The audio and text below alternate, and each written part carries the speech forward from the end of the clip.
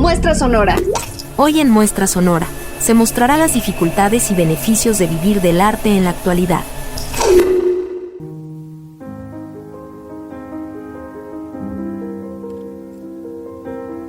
¿Qué tal a todos los amantes del arte que nos escuchan una vez más aquí en Entre Lienzos? Soy Braulio Hernández. ¿Qué tal? Yo soy Araceli García y hoy estamos preparando un episodio especial sobre una de las partes más importantes de la vida de todo futuro artista, los profesores y el papel que tienen para involucrar a sus alumnos en el ámbito artístico. Esto con ayuda de un gran invitado que podrán conocer más adelante. Así es, el arte nos mueve, nos hace cuestionarnos esas convenciones que hemos aceptado a lo largo de nuestras vidas. Esto causa desde incomodidad hasta una satisfacción muy grande. Sí, en México el medio artístico es realmente muy codiciado, pero pues no todos tienen la posibilidad de estudiar estas diferentes expresiones artísticas. Por lo que pues es necesario que consideremos lo importante de los maestros en el camino de las nuevas generaciones que anhelan crear unas obras. Arte vivo, porque el arte nace de lo que somos.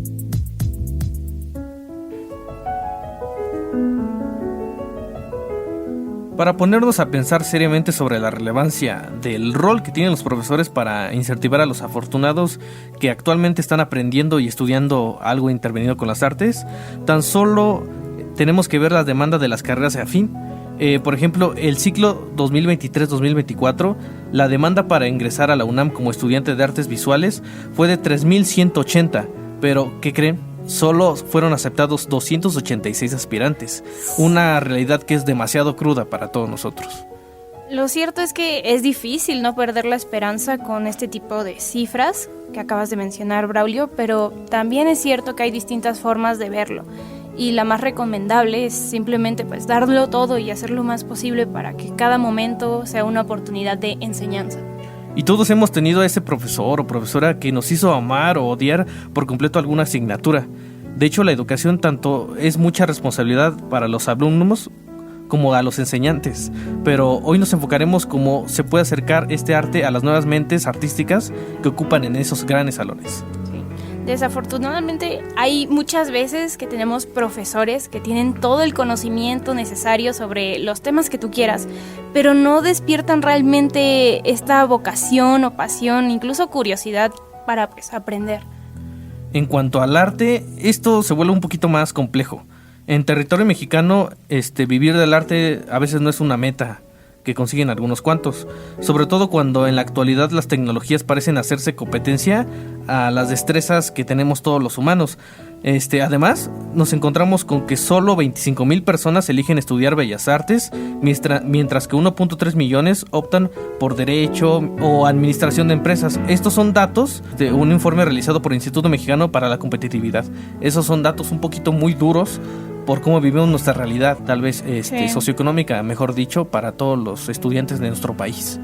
Es complicado porque también el arte suele ser menospreciado. Muchas veces lo vemos más como un hobby, no como algo serio, y piensa la gente que es complicado arriesgarse o dar un salto de fe en este tipo de áreas. Creo que es necesario explicar que si se les mencionamos esta información es para dar contexto sobre, más que nunca es crucial que los docentes en arte sepan cómo motivar a sus alumnos, incluso en un tiempo que parece que todo está al borde del colapso, ya sea por temas socioeconómicos o por lo que pasa en el país actualmente. Tampoco es como que queremos desalentarlos, tenemos que ver este tipo de panoramas y la situación que se está viviendo en el mercado artístico en México. Pero es muy importante saber que se puede vivir del arte, pero para llegar a ese punto necesitamos de años de dedicación, contactos y una trayectoria muy buena. Por ejemplo, el rango de los salarios para los profesionistas enfocados en el arte van desde los 11,000 a los 17,000 pesos mensuales. Las Bellas Artes siendo la carrera mejor remunerada en el ranking del Servicio Nacional de Empleo. Esto es un dato muy importante. Otro tema, por ejemplo, es la viralización actual de la inteligencia artificial, y se abre este debate de qué tan reemplazables somos los seres humanos en cuanto al trabajo artístico, ¿no? El ser humano puede pasar horas, meses creando una pieza de arte, y la inteligencia artificial, pues, cuestión de segundos, ¿no? De hecho, no tenemos que irnos muy lejos para esto. Basta que observemos las tendencias como la recreación de estilo Gilby, que se hizo muy viral últimamente, en el que nosotros en Divididas están demasiado las opiniones, porque esto quita mucho la autenticidad de los verdaderos artistas, quienes son humanos. Actualmente vemos que una inteligencia artificial te reemplaza todo eso. Incluso los desafíos que se enfrentan los artistas son incontables. Necesitan mucha pasión para motivarse en momentos de pánico o momentos negativos. También requieren todo el conocimiento posible para crear piezas que nadie ha hecho o piezas diferentes. Y todo esto pues lo van adquiriendo a lo largo de su formación profesional. Y es aquí cuando la guía de un profesor entra en juego. El arte en sus presentaciones es un proceso complejo que requiere conocimiento técnico. El desarrollo es un proceso creativo y la capacidad de plasmar una visión artística, eso para todo el mundo, sin excepción. Un buen profesor de arte apoya a sus alumnos sin importar lo que pase para descubrir su voz y su estilo. Y es complicado encontrar eso que nos hace únicos en toda la inmensidad de las bellas artes. Personalmente, una vez un profesor nos explicó que la constante creación de historias es lo que nos ayuda a estimular la creatividad, y estas historias pueden venir de cualquier lado, de nuestros amigos, compañeros de la escuela, trabajo o personas que solo nos vamos a cruzar una vez en la vida. Y por ejemplo, venimos hablando, me gustaría que conociéramos la historia de Lin-Manuel Miranda. Tal vez se les hace un poco conocido por Tic Tic Boom Boom. Si no lo conocen, seguro han escuchado hablar también del musical Hamilton, que me parece un caso muy inspirador de cómo los profesores pueden cambiar la vida a sus alumnos, guiarlos, apoyarlos en todo sentido. Empezando que Lin-Manuel es un compositor, actor y dramaturgo nacido en 1980 en la ciudad de Nueva York. Cuando entró a la escuela secundaria descubrió su pasión por el teatro musical, algo que lo llevó a ser un poquito más alto que los demás. Sí, como comenta Braulio, la historia de Lin se entrelaza con su profesor Steve Sondheim, que es un dramaturgo estadounidense. Lo conocen por sus trabajos como West Side Story o Sweeney Todd, y conoció a Lin durante la escuela secundaria. Steve lo vio y notó el potencial en Lin y lo fue animando de poco a poco a desarrollar como estas habilidades de compositor y dramaturgo. Fue muy importante Stephen, ya que era un profesor que se enfocaba mucho en la innovación y en el proceso creativo, que es algo muy importante para todos los estudiantes. Es así como Lin se atrevió a explorar distintos estilos musicales y teatrales también. Lin ha dicho públicamente que fue gracias a su profesor que alcanzó ese nivel, gracias a que lo ayudó a encontrar su propia voz, algo que es muy importante, tener una originalidad. Eso lo mantuvo a su lado hasta superar sus desafíos. En el medio también tuvo tiempo para formar su carácter y lo ayudó para superar sus críticas que enfrentó en su carrera. De hecho, es algo muy importante que enfrentan diferentes artistas, inclusive los llega a dañar psicológicamente. Dios.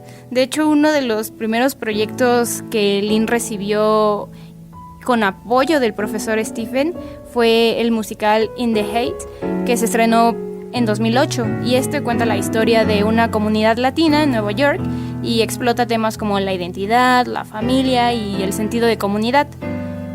Stephen Sondheim fue un mentor y una guía primordial durante todo el desarrollo de Lin y del proyecto musical.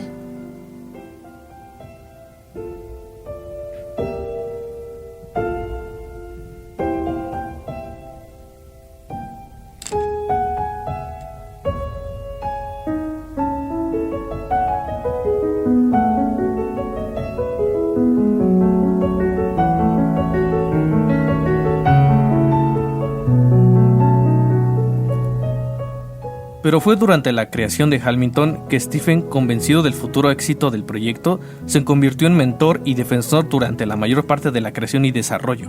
Si ya conoces el trabajo de Stephen Sondheim, puedes notar algunas similitudes sobre la construcción de personajes, el desarrollo de la trama y los personajes. En cuanto a la música, Lin-Manuel Miranda ha mencionado que gracias a que su mentor lo animó a experimentar con distintos géneros musicales de canciones como My Shot, en donde se utilizó hip hop para contar las historias de Alexander Hamilton, o Hell Peeps, una canción de R&B que explora la relación entre Hamilton y Elisa Schroeder. Con lo poco que acabamos de contar, podemos decir que la historia de Lin-Manuel Miranda y Stephen Sondheim es un ejemplo notable de pues cómo un mentor o guía puede influir en la carrera de un artista. Es un testimonio de la efectividad del enfoque de Someday y de la importancia de la educación y la formación del arte y el teatro. Exactamente, y de esto mismo vamos a hablar justo con Ernesto Ábalos Fuentes al regresar del corte. Volvemos.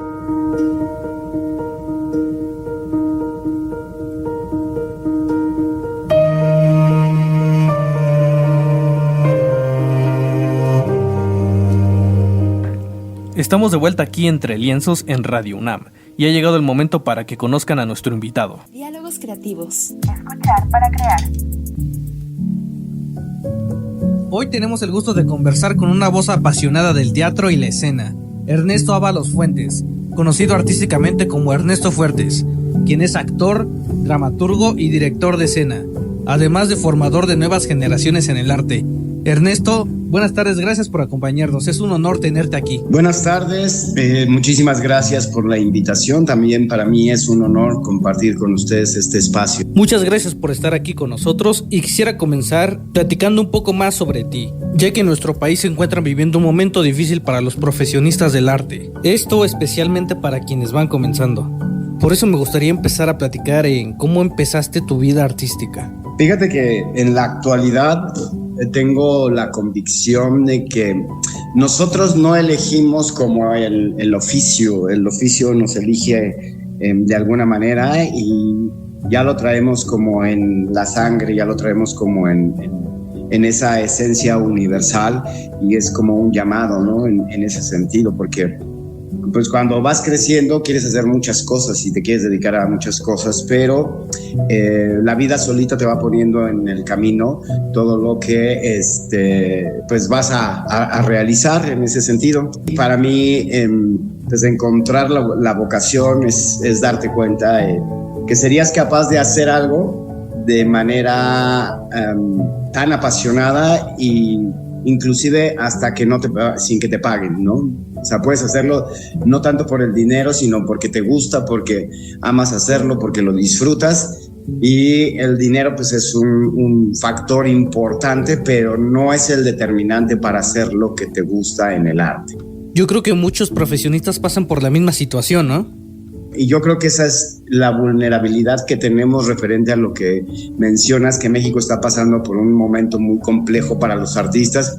Es justamente eso, que nosotros no tenemos como esa prioridad de la cuestión económica, sino es más como la parte de la pasión, la parte de la espiritualidad y la parte de sentirte bien y compartir con los otros, porque el arte es una necesidad que tenemos como seres humanos para comunicarnos con los otros. Inclusive existe esta influencia por parte de los profesores para quienes están estudiando alguna formación artística, ¿no? Ahorita nosotros ya no somos maestros, ¿no? Nosotros somos facilitadores. Tenemos que generar los impulsos para que ellos aprendan, pero la gran deficiencia es que no somos un país que tenga jóvenes autodidactas. Somos un país, aunque nos duela, de borregos, de jóvenes borregos que nos tienen que decir para dónde, qué hacer y qué no hacer, porque no nos movemos, y esa es una realidad. No somos capaces de asumir la responsabilidad de que la formación es mía y me pertenece a mí el éxito, no a la institución. Les digo a mis estudiantes, a ver, la universidad no te va a hacer a ti un buen estudiante. En ninguna universidad te van a hacer un buen estudiante. Eso es tuyo y te pertenece a ti. Como que esperan que la universidad los haga artistas. ¿Esto cambia por generaciones? Sí, es correcto, porque se manejan muchos factores en el arte, ¿no? Y ya ahorita, a partir del siglo XX, el arte rompe todos los paradigmas y se vuelve multiconceptual, ¿no? Me refiero a la parte que cada quien tiene su concepto y su percepción del arte de alguna manera legítima y es válido, ¿no? Y, por ejemplo, yo que me dedico al teatro, pues los que están en una primaria haciendo una obra de teatro están haciendo teatro. La iglesia que monta una pastorela está haciendo teatro. Una compañía de teatro independiente que logra hacer una presentación en su comunidad está haciendo teatro. La Compañía Nacional de Teatro pues está haciendo teatro en otro nivel y en otra perspectiva. pero todo es pues un poco confuso entre la parte de la integración cultural y las actividades culturales y otra el arte como tal, porque no todo lo que se hace es arte como tal. Desde el concepto original, ¿no? Desde el concepto que buscaban los griegos en la estética y la perfección y la belleza del arte como tal, ¿no? Porque también se rompe ese paradigma. La belleza, pues, ¿qué es la belleza, no? Lo que para ti puede ser hermoso, para mí no, o para alguien más sí puede ser hermoso. Entonces, estamos viviendo un caos y una crisis de identidad donde todo es válido y no hay nada que nos lleve a un rumbo fijo para una trascendencia o un progreso. Entramos en el terreno de lo subjetivo cuando dicen, esto es arte, aprecia. Sí, mira, socialmente, bueno, las políticas públicas te llevan a considerar que todo lo que hace el ser humano es arte, ¿no? Y la verdad es que tú vas a una obra de teatro y ves que no hay una estética en el vestuario, no hay uniformidad, no hay los aspectos visuales que pueden generar pues como esa apreciación de un concepto artístico, pues no la hay, ¿no? Entonces, pues las políticas públicas te llevan a decir es que eso es arte porque están haciendo teatro, ¿no? Y nada más por el hecho de hacer teatro ya estás haciendo arte, y eso pues no, la verdad es que no. Yo creo que así pasen 500 años más, yo creo que el arte tiene ciertas normas, ciertas leyes universales que no se pueden transgredir, ¿no? Es como en la pintura, ¿no? O sea, se agarra a alguien, se le ocurre pintar algo o hacer algunas manchas con cualquier cosa, una tinta de zapatos, y tú lo ves y dices, bueno, ok, pues a lo mejor quiere transmitir algo, pero si no cumple con esa estética de conectar con los demás y que rompa con esa temporalidad, que es decir, por ejemplo, los cuadros de Miguel Ángel, así pasen 20 siglos más, tendrán la belleza que tienen y la apreciación que tienen y te conectarán.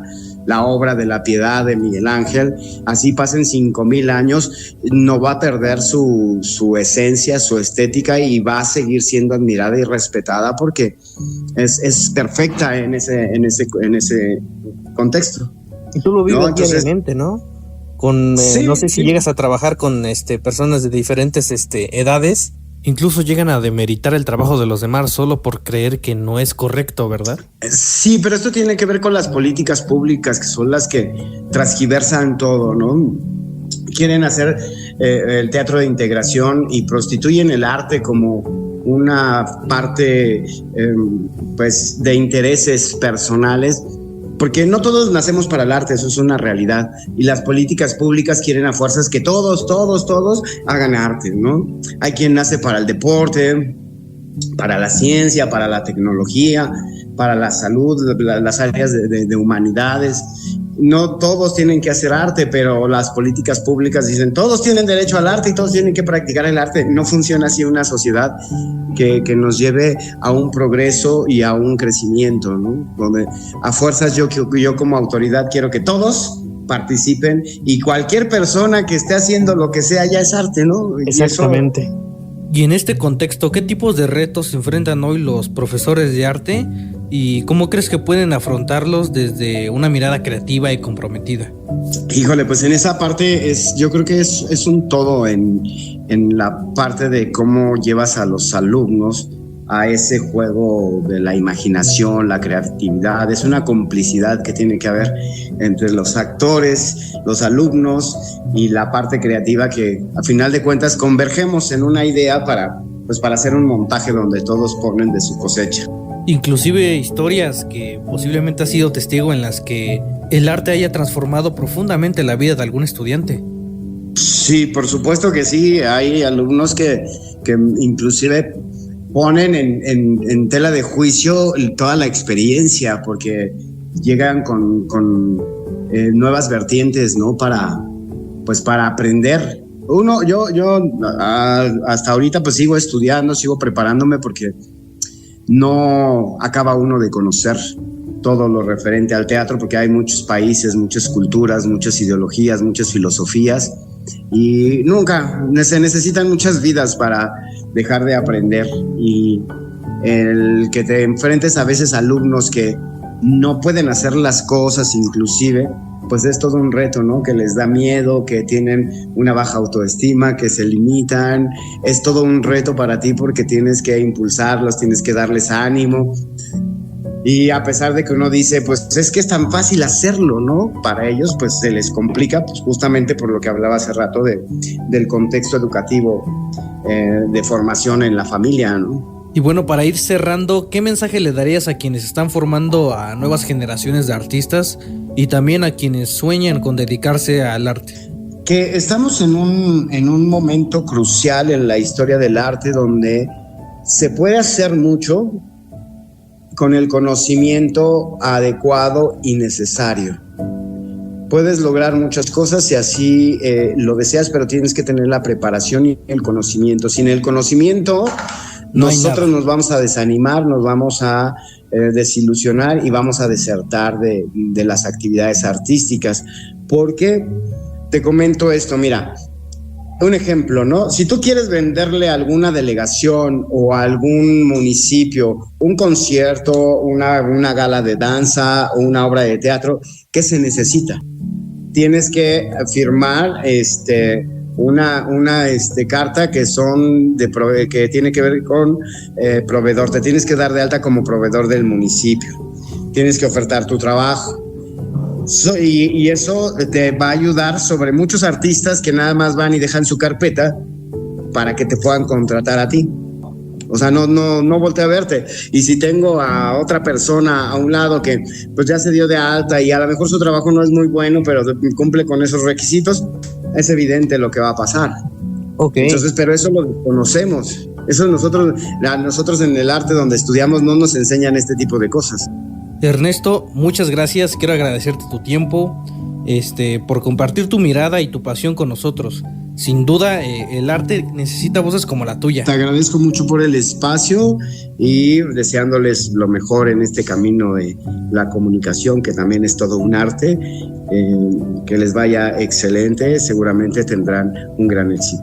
Muchísimas gracias a ti, Ernesto, por compartirnos sus experiencias como profesional para alumnos y para otros profesionales. Estás escuchando Entre Lienzos. A Contraluz, lo que el arte nos revela.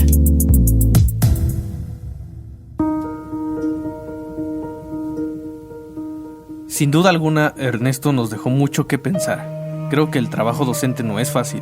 No es fácil, pero es uno de los más importantes de la formación profesional en todo el mundo. Gracias por quedarse con nosotros. Espero que los consejos del dramaturgo Ernesto les haya sido útiles. Yo creo que en cuanto al tema que abordó de los permisos es algo bien complicado. Tan solo en el tema del cine, esta parte artística, grabar en la Ciudad de México es casi imposible para aquellas personas que no tienen los permisos. En cuanto la gente ve una cámara, las autoridades en automático te piden un permisos que necesitas dinero, incluso renombre si quieres que te lo faciliten. Exactamente, actualmente toman en cuenta más los temas burocráticos, que a los verdaderos artistas hace falta un apoyo gubernamental que valga en realidad la pena, para fomentar el trabajo de quienes no tienen una base, especialmente quienes van iniciando en esto. Definitivamente, y retomando el tema de los maestros y su importancia, como dijo el catedrático Ernesto, no son maestros en sí, son facilitadores, personas que nos ayudan a encontrar toda esta información, a recapitularla, y yo creo que un buen maestro, como dice el crítico de arte Antonio García Villarán, un buen profesor no es el que se adecue a todos, sino el que se adecue a ti en el momento que lo necesites y para lo que lo necesites. No todos ocupamos el mismo maestro porque cada uno de nosotros quiere aprender cosas diferentes, técnica, historia, y para eso es que hay catedráticos especializados en cada una de sus áreas, ¿no crees? Sirve para todo, como nos comentaba Ernesto. La universidad no te va a hacer un artista, el artista va creando todo lo que vas en tu camino. Esto sirve para cualquier profesión, inclusive no siempre se necesita tener un conocimiento previo, sino vas descubriéndolo poco a poco. Hay veces en las que tú estudias alguna carrera tal vez de ingeniería y terminas siendo uno de los mejores músicos, como ha ocurrido en ciertas ocasiones. También me comentaba Ernesto personalmente que ha tenido estudiantes que han sido ingenieros en diferentes áreas y han sido los mejores actores en sus obras de teatro, cortometrajes, inclusive han recibido grandes premios a nivel nacional. Sin embargo, han olvidado todo lo que tenga que ver con su carrera original, inclusive siendo más grandes, siendo personas ya de 70 años, me comentaba. También es importante recordar que el arte está en todos lados. Como comenta Braulio, pues puede haber un arquitecto que tenga habilidades artísticas enormes y en general la arquitectura, el crear un edificio también puede tener muchísimo de arte. Entonces la parte artística está en todos lados y para eso pues también tenemos maestros que nos van a facilitar todo esto a la carrera a la que uno desee irse, pero también para aprender, además de los maestros de la escuela, es importante, como comentó el experto Ernesto, ser autodidactas. La universidad también es facilitadora, pero no es algo que te asegure que vas a ser un artista o que vas a tener todos los conocimientos. Entonces es importante investigar por nuestra cuenta propia. Yéndonos un lado más de redes sociales, me causa mucho como conflicto que es una herramienta que nos acerca más a los temas de arte en cuanto a historia, para aprender técnicas, lo que uno quiera, eso lo puede encontrar en redes sociales, pero al mismo tiempo, ¿no sientes, Braulio, que nos aleja también de lo importante que es practicarla? Estamos tan enajenados a estas plataformas que aprendemos datos, pero no los llevamos a la práctica. Exactamente, estamos condicionados, siempre escuchamos, vemos y consumimos lo que nos ponen en esta sociedad. No hay límites, por eso es importante tener disciplina. En esto se trata de no ser unos borregos, como nos comentaba Ernesto, y más aparte puedes entender bien tu disciplina, tu trabajo, y que sea único, porque siempre hay algo que va a cambiar a una persona y va a cambiar a miles. En este caso, siendo un actor, siendo un músico, siendo un pintor, todo tiene que ver con disciplina y no estar condicionado a lo que te imponga una tal vez podríamos decirlo, una élite que te dan lo que vas a consumir, y eso es el arte. Definitivamente. Y retomando lo que dijiste, creo que si todos nos vamos a la parte artística pensando en tener un renombre, por ahí no va. También otro artista llamado Armando Cohen siempre dice que si uno pretende ser el máximo pintor, el inigualable, vas a ir directo al fracaso. Pero si tu proyecto de vida se relaciona con el fracaso directamente en el tema que tú quieras, todo es ganancia, porque vas aprendiendo. Dentro del fracaso también vas aprendiendo. Y creo que justo es muy importante cuestionarnos desde qué área, bajo qué necesidad estás buscando el arte. Si la estás buscando bajo la necesidad de querer un nombre, o el simple hecho de tener esta parte humana saciada. No se trata de tener o ser una estrella pop internacional. Se trata de ser quien tú decidas ser como artista, tener esa esencia propia. El tiempo se nos agota, esperamos que les haya gustado este episodio Entre Lienzos y que a pesar de todos los retos del medio artístico puedan seguir inspirando a otras generaciones de futuros artistas. Hasta la próxima. Entre Lienzos, el punto de encuentro entre quienes forman, sueñan y crean arte. Estás escuchando La Muestra Sonora. Es momento de ser escuchados. Comunicación, FES Zacatlán, UNAM.